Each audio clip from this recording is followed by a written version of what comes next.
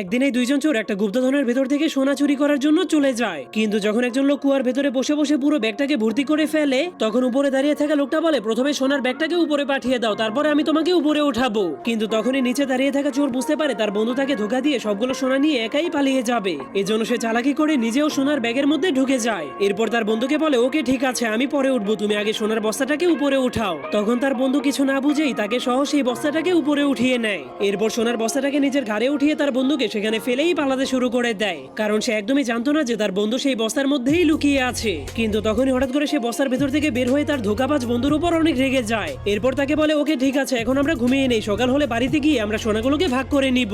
যা শোনার পর সেই ধোঁকাবাজ লোকটা মনে করে তার বন্ধু তাকে মাফ করে দিয়েছে, কিন্তু সেই সবুজ কাপড়ওয়ালা লোকটা শুধু তার ঘুমানোর অপেক্ষা করছিল, যাতে করে সেই ধোঁকাবাজ লোকটা ঘুমালেই সেই চুপচাপ সবগুলো সোনা নিয়ে পালিয়ে যেতে পারে। কিন্তু তখন সেই ধোঁকাবাজ লোকটা ঘুম থেকে ওঠার পর তার বন্ধুর উপর অনেক রেগে একটা গাছের ডালকে ভেঙে নেয়। এরপর